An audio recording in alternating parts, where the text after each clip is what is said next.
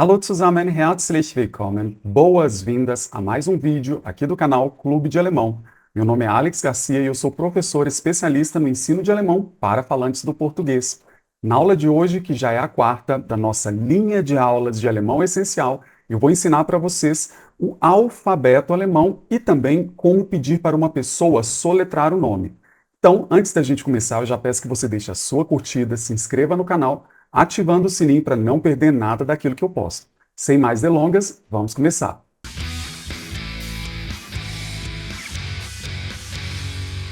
Então, hoje, na nossa quarta aula de alemão essencial, eu vou ensinar para vocês das Alphabet, que significa o alfabeto. Então, nós vamos fazer o seguinte: eu vou dizer o nome de cada letra e eu vou dar um exemplo de palavra que contenha essa letra. Você em casa vai repetindo e depois, no final, eu vou ensinar para vocês como que a gente vai pedir para alguém soletrar alguma coisa. Combinado? Então, vamos lá. A, der Apfel. B, der Bär. C, der Clown. Então, aqui a gente já viu que tem uma pequena diferença, porque a letra C, no alemão, vai ter esse som de TS, né? Então, C e não C, tá? Der Clown, o palhaço. D, der Drucker. Drucker é a impressora. E, der Engel, seria o anjo. F, der Fisch, que é o peixe. Pois nós temos G, die Gitarre.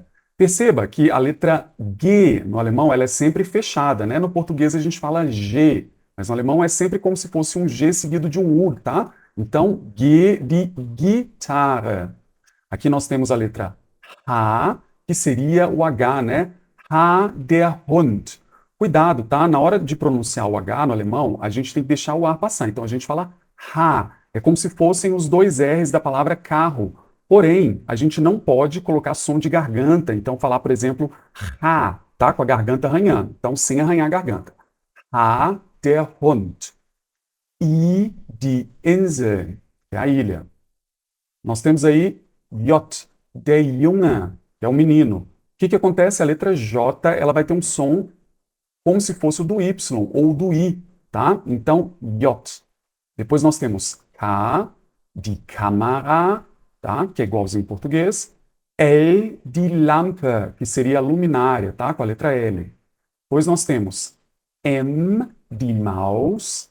N, die Nase, que é o nariz. O, das Ohr.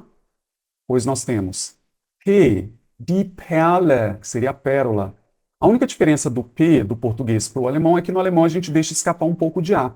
O P no português é um tipo de consoante que a gente chama de consoante surda, que é pa, pé, pi, pó, pu. No alemão, ela é sonora, então a gente tem que deixar escapar um pouquinho de A. Então, pa, pe, pi, po, pu. Percebe que é como quase que se eu colocasse um H entre o P e a vogal. Então, P, die Perle.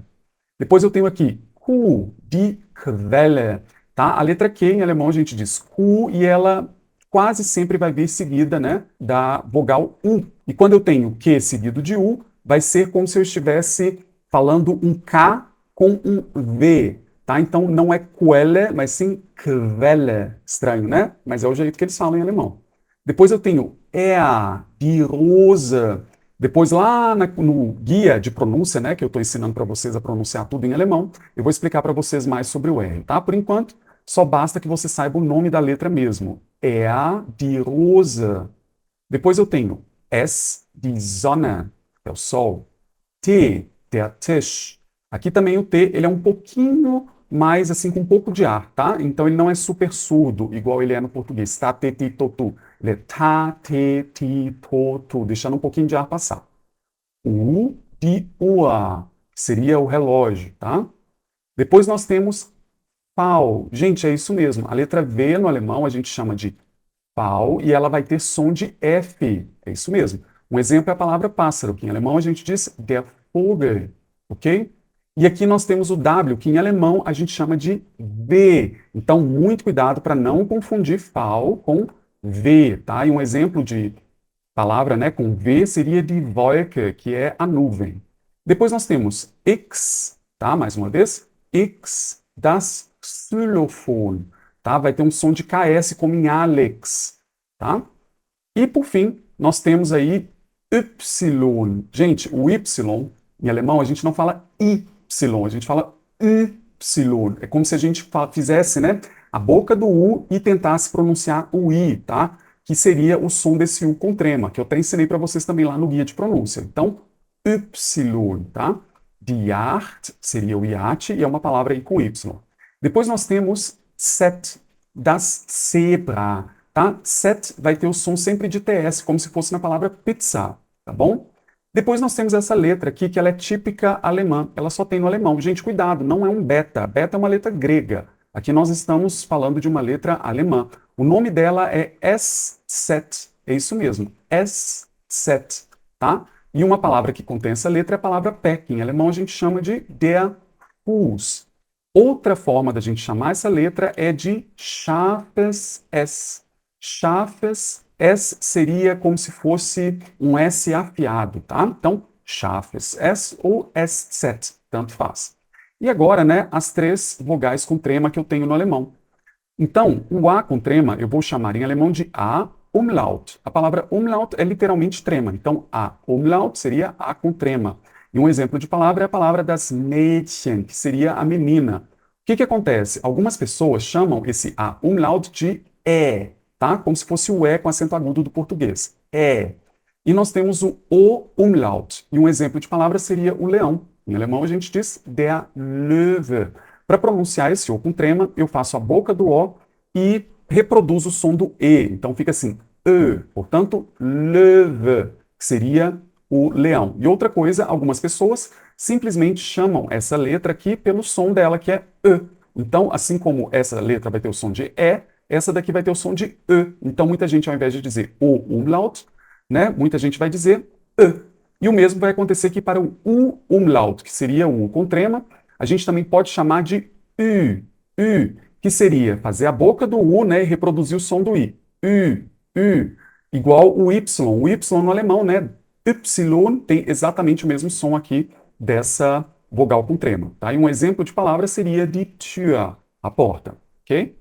Muito bem. Agora que eu ensinei para vocês o alfabeto, eu vou ensinar para vocês como que a gente vai pedir para soletrar. Então aqui eu tenho Buchstabieren Sie bitte. O que isso significa? Vamos lá. Primeiro eu tenho a palavra der Buchstabe. Buchstabe tem a ver com livro, né? Livro em alemão a gente chama de Buch. E Stabe é algo que foi assim, como se fosse carimbado no livro, né? Antigamente os livros eram impressos por meio de uma prensa, né? Então o pessoal passava tinta, era como se fosse um imenso carimbo, né? E eles passavam tinta naquela parte, depois carimbavam na página, né? Carimbavam o quê? As letras, tá? Então, em alemão, Buchstabe significa letra, e tem a ver aí com esse formato, né, de letra que era carimbado ali nas páginas, tá bom? Então, o verbo buchstabieren veio da palavra Buchstabe, e significa literalmente soletrar. Agora, no alemão, quando eu quero dar um comando formal, ou seja, quando eu estou falando uma frase no imperativo, basta que eu diga, né, o verbo aqui no infinitivo seguido da palavra Sie. Então, quando eu falo buchstabieren, é soletrar. Agora, se eu digo buchstabieren Sie, eu estou falando soletre, tá bom? E depois eu tenho a palavra bitte. Bitte, em alemão, significa por favor. Então, buchstabieren Sie bitte. Soletre, por favor. Vamos aumentar um pouquinho essa frase, tá? Aqui eu tenho Buchstabieren Sie Ihren Vornamen bitte. Então a gente tem que entender o que são essas duas palavras, tá? Aqui eu tenho a palavra ia ou então ihren, porque aqui ela está concordando com esse substantivo. Deixa eu começar então pelo substantivo e depois a gente vem para essa palavra aqui. Der Vorname significa o seguinte, é uma palavra composta por vor e por Name. Der Name seria um nome. E vor significa antes. Então, é o nome que vem antes, é o nome que vem primeiro, que seria, então, o nome próprio, tá? Algumas pessoas também falam que é o primeiro nome, tá bom? Então, nome próprio, o primeiro nome, der Vorname. E é uma palavra masculina. O que seria esse ia? Esse daqui, gente, é o pronome possessivo do Sie. O que seria Sie, Alex? Seria o pronome de tratamento formal do alemão. Seria como se eu estivesse falando assim, o senhor, a senhora, tá? Então, o senhor, ou a senhora. Deixa eu colocar assim, ó, tá? Então, a gente pode traduzir esse ia como do senhor, ou então da senhora, tá bom? Ou então como seu, né? Mas só que é um seu, o quê? Formal. Só que o que que acontece? Assim como acontece no português, todos os pronomes precisam concordar o quê? Com o gênero, né, e com o número do substantivo. Se esse substantivo está no plural ou no singular, se ele é masculino ou feminino. No alemão, a gente vai ter que concordar com o número, ou seja, se o substantivo está no plural ou no singular, com o gênero, que é masculino, feminino ou neutro, e com mais uma coisa, que é o caso gramatical, que são as famosas declinações. Eu não vou entrar nisso hoje, tá? Neste caso aqui, olha, esse EN está refletindo justamente essa concordância, tá bom? Esse Nzinho aqui no final de Vorname, tá? Ele tem a ver com uma declinação. Por enquanto, vocês não precisam se preocupar com isso, tá? Para quem tiver interesse em saber mais sobre isso, esse nome dessa declinação, tá? Se chama acusativo e aqui é a endeclinazione. Eu já falei sobre isso aqui no canal, tem muitos vídeos sobre isso, você pode buscar aqui no canal, tá? Mas mais para frente eu vou entrar nesse tema aqui com vocês também, então não precisa por enquanto, tá bom? Então, quando eu falo assim, buchstabieren Sie Ihren Vornamen bitte, eu estou simplesmente dizendo soletre o seu nome, por favor. Só que de maneira o quê? Formal. Porque eu poderia também estar dizendo o seguinte, soletre o nome do senhor, por favor, ou soletre o nome da senhora, por favor. Tanto faz se você falar essa frase para um homem ou para uma mulher, vai servir para os dois, tudo bem? Então vamos lá. De maneira análoga, a gente também pode falar o seguinte: buchstabieren Sie Ihren Nachnamen bitte. A palavra, né, der Nachname, vem de Name, que é nome, que eu já falei para vocês, e da palavra nach, que significa depois. Tá bom? Então seria o nome que vem depois. O que é o nome que vem depois, gente? É o sobrenome. Né? O nome que vem antes é o primeiro nome, ou então o nome próprio, e o nome que vem depois é o sobrenome. Então, em alemão, você pode dizer tanto der Nachname quanto der Familienname. O que acontece? Tem que ter cuidado, porque aqui eu tenho dois N's. Um N é de Familien e um N é de Name. A palavra die Familie, em alemão, significa família. Então, die Familienname significa nome da família, mas que a gente também traduz como sobrenome. Tanto faz você falar Familienname como Nachname. É igual, tá? Não tem diferença nenhuma no alemão. Então, buchstabieren Sie Ihren Nachnamen bitte seria soletre o seu sobrenome, por favor, tá? O sobrenome do senhor, da senhora, então é formal. De maneira análoga, eu também poderia dizer buchstabieren Sie Ihren Familiennamen bitte. Tá? Tem que colocar esse Nzinho aqui no final mesmo, depois eu explico para vocês em uma outra oportunidade, que eu acho que não cabe muito nessa aula, tudo bem? Vamos lá. Aumentando mais um pouquinho, tá? Aqui eu vou colocar um outro verbo, olha só. Können Sie bitte Ihren Namen buchstabieren? O que eu fiz agora? Eu adicionei o verbo poder. Können é poder. Quando eu falo können Sie, eu estou perguntando se o senhor ou se a senhora pode, tá? Então, eu vou até escrever aqui. O senhor ou a senhora pode o quê? Soletrar o seu nome? Então, können Sie bitte Ihren Namen buchstabieren? Faltou ali o por favor. O senhor ou a senhora pode, por favor, soletrar o seu nome? Uma coisa que vocês devem ter percebido é que o können veio aqui no inicinho, né, da frase. O que acontece? Esse tipo de pergunta é uma pergunta que a gente chama de Ja, Nein, Frage. O que é ja? Ja é sim e nein é não. É uma pergunta, e Frage, né, é a palavra pergunta. Então seria uma pergunta de sim ou não. Tá? Quando alguém pergunta assim, o senhor pode soletrar o seu nome? Você vai falar assim, sim, o meu nome é, e você fala, tudo bem? O que acontece? Nesse tipo de pergunta, o verbo vai lá para a primeira posição, lá no inicinho, tá vendo? Por isso que eu não falo Sie können. Se eu falasse Sie können, eu estaria afirmando que o senhor pode.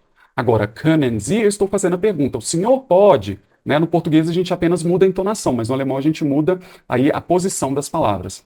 Outra coisa também que é bom vocês entenderem já desde agora é que, neste caso, né, o verbo está aqui na primeira posição, o verbo que estiver no infinitivo, ou seja, aquele que não está sendo conjugado, a gente vai colocar lá no finalzinho, tá?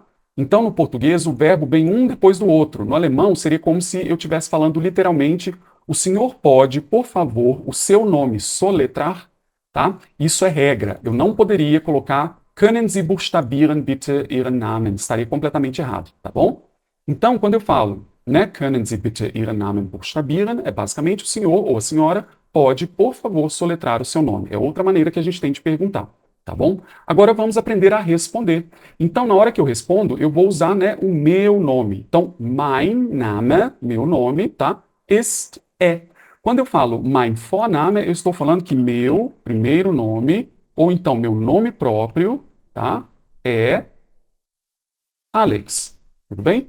Mein Vorname ist Alex. Depois eu falo ich buchstabiere. O que é o ich? Ich significa eu.